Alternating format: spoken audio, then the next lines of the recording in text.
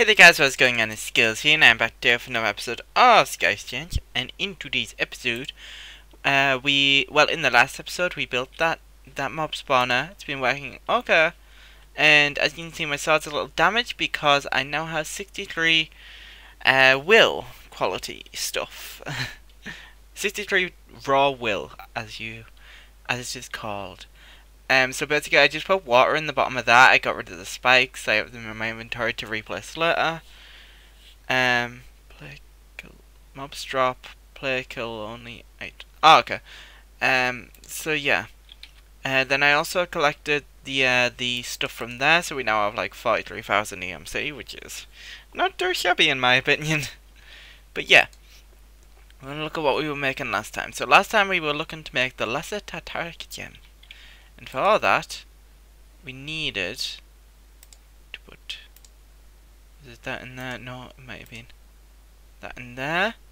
It's going to drain some of the will. It's going to take 20 will, and then... Boom! Right, and I remember there being a way to... actually swap... like the will between, was it like right clicking? I was right click on this one. There we go. So we now have the will all in our lesser tartaric gem. Wait, so does it shares it equally? Yes, it does. Right. There we go. We'll keep them up there for now. I don't know if I need that at the moment, so I'll just shove that in there. I don't know what this actually is, but I got it from killing like a creeper, I think.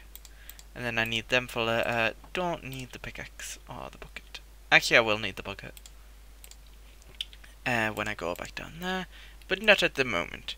Right, so we've made the lesser tartaric gem, and then I took a block of lapis, block of redstone, and a diamond, as well as an empty petty tartaric gem that I had lying around. Part of a past experiment that didn't exactly go very well. All I can say about it is that I'm surprised makers can make holes in a solid concrete wall simply disappear.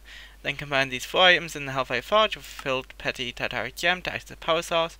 A minimum of 60 will seems to be needed. After a bit of effort trying to find an optimal arrangement, I then set them together and watched as the empty tartaric gem start to grow inside of the forge. Just as a side note, I tried using a block of gold instead of a diamond to grow the gem, but it seems that having another crystal structure was more beneficial. This new lesser tartaric gem seems to have a much larger capacity, able to hold a total of 256 raw will. Hopefully this is enough to sate Tiberius's needs for a large amount of will for a while, but alas it seems that I will need to fill up this gem and another long night is ahead of me. Right, so we made that. Unexpected reactions. I woke up in a hospital bed today aching something fierce. I opened my eyes and saw the dull magenta that made up the ceiling of the intense care wing of the hospital in Viteris, which is the closest major city to our village. I wasn't exactly worried by this information. It also puzzled me that I somehow ended up here while seemingly only covered in scrapes and bruises plus a simple cast on my left leg. Someone must have cast an Osa Fracta curse on me or something, since all it could be was a simple broken bone. When Magus came in with one of the nurses with a solemn face, I knew it was something more drastic. Apparently one of my experiments with the new lesser tartaric gem rebounded and created a small but forceful explosion. That much I could understand easily enough, but that wasn't it. The mixture of obsidian, iron and diamond that I used coated my lower left leg, forming into a rigid shell that couldn't be removed. The cast that I had on my leg wasn't actually a cast, but some form of runic matrix covering the light blue shell. Calmly I asked what Magius thought, even though I was pretty sure that what had occurred. I think, he said, giving a sidelong glance towards the nurse that was listening intently before looking back at me, that is simply some sort of residue that is diamond-based, which is the main reason we can't remove it. It is often laced with a bit of otherworldly potential, energy, which is the main reason that you are here instead of a bed at the local clinic. The conglomerate is rather stringent about unknown energy ever since the Eldritch incident, so we had to make sure that there wasn't any issues. I see. Normally Magus doesn't bother much with formalities such as making sure that the conglomerate is informed about unknown energies. I've been experimenting with Demon Will for quite a while now. It isn't like the conglomerate came knocking on our door to have this magic registered. I won't go into much detail here, since I am not very well versed in politics, but I know that Magus partakes in it only sparingly. This means that the power from the will concerned Magus a lot, perhaps through some of his past dealings? Ah, well, enough about that for now, Magus said, rolling up the sleeves on his robes. I tried to break the shell when I first saw it, obviously after checking what it was. It didn't have an effect last time, but now there was a searing heat on my left leg, accompanied by a blinding red light as Magus cupped his hands on top of the blue shell. After what felt like an eternity, but one must have been only a couple of seconds, the shell started to crack and fracture, falling apart. Honestly, it was kind of anticlimactic. I tried to get up, but Magus pushed me back into the bed with a small shove. Bella, you need to stay and rest. You can work with your research on the gems later. I forgot her name was Bella. I was initially annoyed, but that soon passed as I had a lot of time to think. The only reason that Magus wasn't able to do this exact same thing earlier was probably because I still had my tartaric gem on my person after the explosion. So whatever happened to my leg had to be directly tied to the demon will, and as soon as the gem was taken, the shell was able to be removed. It got me thinking. Sentient armor. Armor? Oh my god. I want to be able to craft something. Like, I like the story and all, but like, okay, we're gonna get to make a routing node soon. But I don't know what that does, so I need to keep reading. After a few days of some well-needed bed rest prescribed and enforced by Magus, I decided to do a bit of research primarily on the sentient equipment that I have made so far. There is just so much that I do not know about the sentient sword as well as demon will in general. Sure, we know some of the theory, but considering that Magus and I were the ones that developed the theory in the first place, it's hard to tell how accurate it is. For this, I needed to get creative. Magus told me that whenever he takes an apprentice, he insists that they must learn another form of magic alongside the research that he's doing. Tiberius offered for me to learn botany, but I scoffed at the idea. A bunch of flowers weren't going to help me when fighting demons. The sentient armor gem is a toggleable item that is used to equip and unequip your sentient armor. When you right click with the gem while you have a minimum of 16 demon will with the gem in your inventory, your armor will be replaced with a set of sentient armor that copies all of the enchantments from the armor that you've replaced. When you activate the gem again, your original armor is returned to you. This also works when you have no armor on at all to begin with. The sentient armor initially acts as a simple set of iron armor, yielding no additional abilities besides protection. Similarly to other sentient tools, however, the armor the armor provides more protection when you have more demon will in your possession. This makes the protection provided really powerful when you have a large quantity of demon will accumulated. The downside to this is that every hit you take will siphon a small bit of demon will from your tartaric gems, and if you get too low, your armor will revert back to its original form. Could be bad. Item routing. Okay, so that's minimum will 400. I only have what? But it only drains 5? 25. Okay, well, I obviously want to make all of these. Oh, there's 14, not 4 pages. Node router. Okay, so I need to make all of this stuff. So obviously I'll make this one last. I should probably read what this actually does first though, in case I need to make multiples. Iron transparent blood magic comes from linking strands of demonic will between rooting nodes which act as conduits in order to transfer items from one inventory to another. Iron transport in blood magic comes from linking strands of demonic will between rooting nodes which act as conduits in order to transfer items from one inventory to another. To start off with, let us explain how each individual item works. Every single routing system needs a master routing node, which acts as the brains of the system. An input routing node inputs items into your system and an output routing node outputs items from your system, and a regular routing node doesn't have any special function. To form a network, you need to shift-click a node with your node router, and then shift-click another node that you want to connect. This links the two nodes together, as long as a node can trace some form of route to another node, and if it is connected to a master routing node, they can talk to each other. As a rule of thumb, items are pulled from an inventory next to an input node, and are pushed into an inventory next to an output node. In order to set what goes where, a filter should be used. By clicking on one of the buttons in the node interfaces, you can select what goes into the inventory in the given direction, and indicates north, etc. If you place an item filter into the leftmost slot of the node, you can specify the quantities and types of items that the node may interact with based on the filter. If you set a filter on an input filter, you can only pull those types of items from the inventory, keeping at least a given amount if you specify a quantity. If you set a filter on an output filter, you can only push those types of items into the inventory up to a max of the quantity specified. There are 4 types of filters. Precise, the items needs to be matched exactly, including NBT and metadata. Mod item, the item matches it if it is from one of the filtered mods. Ignore NBT. I don't know what NBT is. The item filter does not take into account any NBT. Or dictionary, any item that matches one of the or dictionary references of the filters are allowed. There are 2 numbers that you will be able to see when you insert the filter into the routing node, the quantity and the priority. When you click on one of the items in the filter, the name of the item you have selected will appear, and right below that is the quantity of items. By setting the number, you can tell the filter how many of this type of item it will keep in stock in the connected inventory,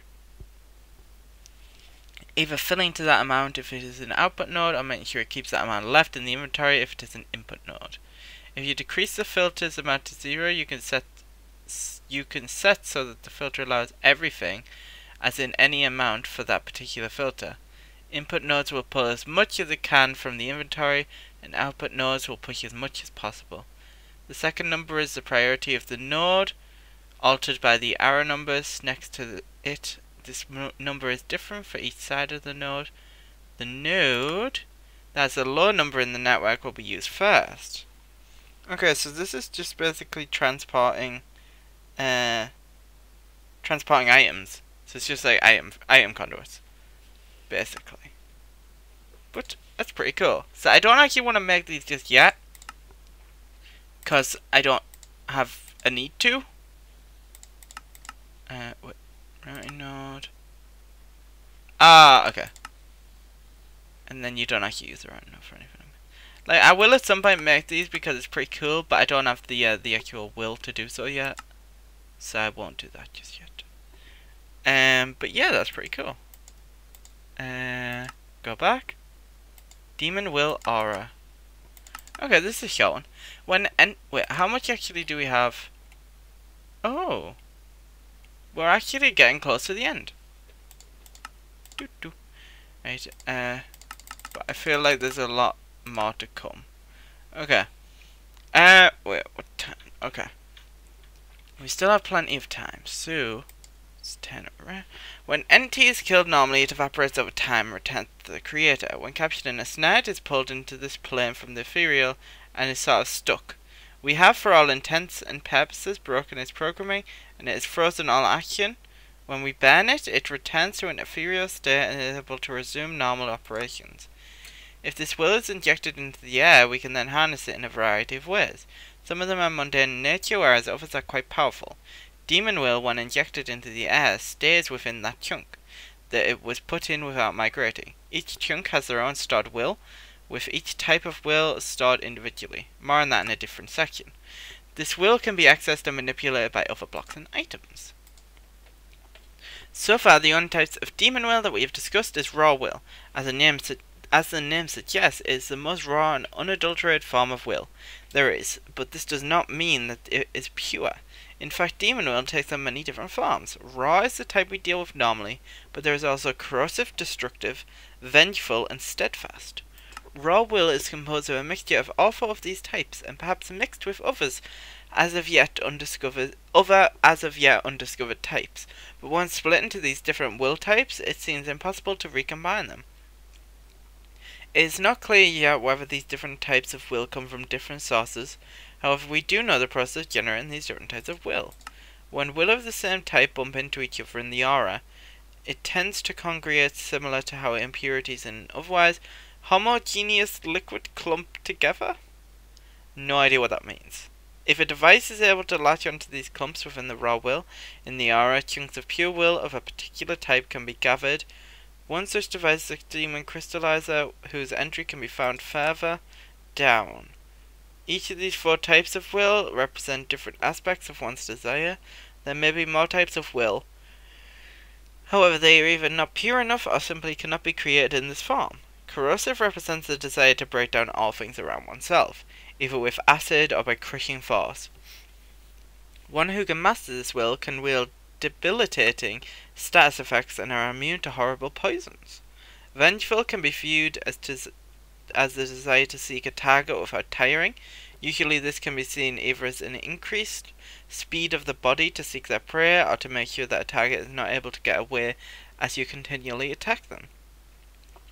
Destructive, as you can probably tell, is pure force, attack strength, and overall physical prowess. Can be gained if this will is properly harnessed. It can also be used to crush and smash things when using other applications. Steadfastness seems the desire to prevent damage to oneself. In most cases, masters of this will are the defensive bulwark of the party, able to withstand powerful attacks and not even feel it. If you need to stay alive through your armor or by rituals, this is one choice that should be considered. Demon Crucible, Crystallizer, Crystal Cluster, Pylon, Will Aura Gorge. Okay, so now we're getting into stuff that we actually need to make. So that, I'm going to just look and see. So we need 400, about 500. So I'm going to need to get like a ton of will off camera. Oh my god, 1200. I'm guessing there's no Demon Pylon. How much was that? 400. Will Gauge Aura. Alright, so first thing we're going to make is a crucible. So for that I'm going to need, right, so I'm just writing out how much will, if I get enough will, then I can, so I need 400 to make that. And then if that'll give me 300, so then I would have needed 500, so I need to start with 600. Oh, yep, just start with 1300. Just start with 1200 basically, and I will be good. Because, yeah. I think we'll make the Demon Crystal Cluster first. Okay, right, yep, we'll do that. So for that, we're gonna probably even need a new sword. But for that, I will need more will. And I'm gonna have to make some more, of these tartaric gems. Tartaric gem. Common tartaric gem. Imbued slit. Alright, so I'm gonna need to get into actual, like, blood magic. Okay. Alright, well, it is coming towards the end of the episode. I'm gonna just see how many things I gathered down here. None? Okay. Well, normally there's like a ton. I guess I was so far away that it wasn't registering like stuff to spawn. So I'll stand around here for a bit while I do the outro, so the things spawn. I can kill them off camera, get a ton of will, and then in the next episode we should be crafting some stuff and getting some stuff actually done. So for now, I want to say thank you guys so much for watching. If you enjoyed, make sure you check out all links in the description down below, and I'll catch you guys on the next one. Bye!